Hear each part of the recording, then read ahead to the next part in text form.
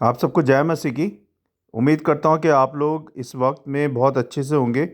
जैसे कि संडे को हमने पढ़ा था यीशु के जन्म के बारे में, तो वो अधूरी कहानी पढ़ी थी हमने, आज हम उसको पूरा करेंगे। मैंने पढ़ा था मती आपका 1 अध्याय 18 पद से लेके और 21 पद तक हमने पढ़ा था। उससे आगे आज हम पढ़ेंगे। पढ़ने से पहले एक छोटी सी प्रार्थना कर लेते हैं। हम सब मिलकर प्रार्थना करते हैं। सर्वशक्तिमान मेरा अनुग्रहकारी पिता, राजाओं के राजा प्रभु यीशु, हम सब धन्यवाद देते हैं प्रभु इस क्रिसमस पे कि आपका जन्म होने वाला है और जिसका हम इंतज़ार कर रहे हैं प्रभु जी, बहुत ही उत्सुकता से।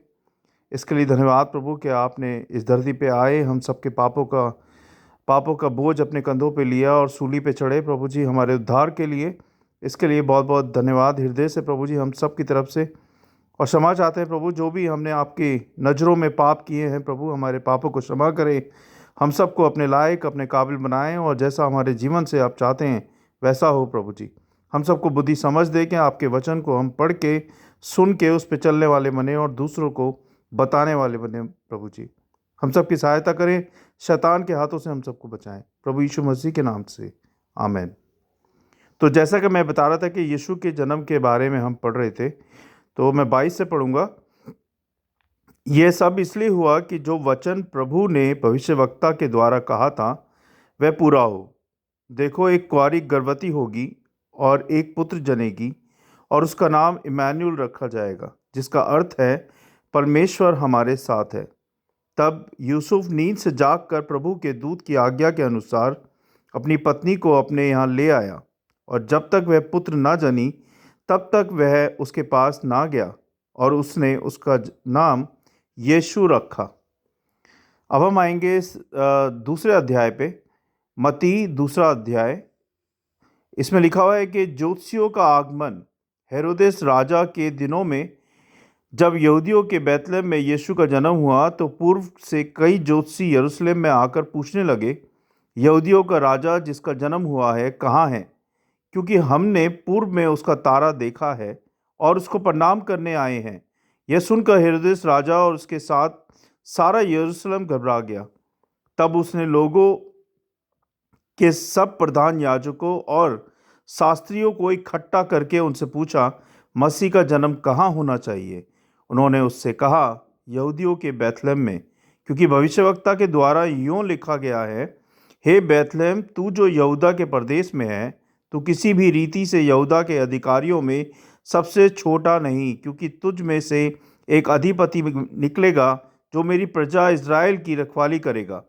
तब हेरोदेस ने ज्योतिषियों को चुपके से बुलाकर उससे पूछा कि तारा ठीक किस समय दिखाई दिया था, और उसने यह कहकर उन्हें बैतलहम भेजा, जाओ उस बालक के विषय में ठीक ठीक मालूम करो, और जब वह मिल जाए तो मुझे समाचार दो, ताकि मैं भी आकर उसको प्रणाम करूं।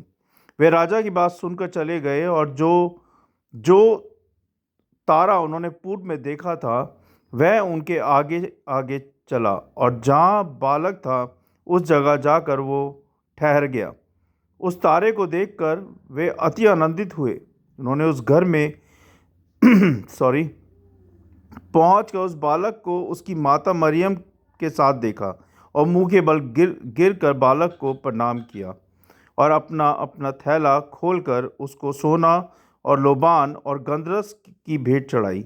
तब सौपन में यह चेतावनी पाकर हेरोदेस के पास फिर न जाना, वे दूसरे मार्ग से अपने देश को चले गए। उनके चले जाने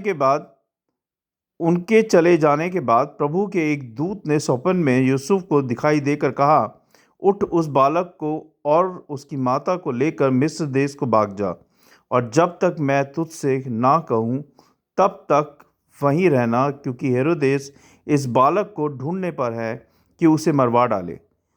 तब वह रात को ही उठकर बालक और उसकी माता को लेकर मिस्र को चल दिया और हेरोदेस के मरने तक वहीं रहा, इसलिए कि वह वचन जो प्रभु ने भविष्यवक्ता के द्वारा कहा था पूरा हो, मैंने अपने पुत्र को मिस्र से बुलाया। जब हेरोदेस ने यह देखा कि ज्योतिषियों ने उसके साथ धोखा किया है, तब वह क्रोध से भर कर गया और लोगों को भेजकर जोशियों द्वारा ठीक ठीक बताए गए समय के अनुसार बैथलेम और उसके आसपास के स्थानों के सब लड़कों को जो 2 वर्ष की या उससे छोटे थे मरवा डाला। तब जो वचन यिर्मयाह भविष्यवक्ता के द्वारा कहा गया था वह पूरा हुआ।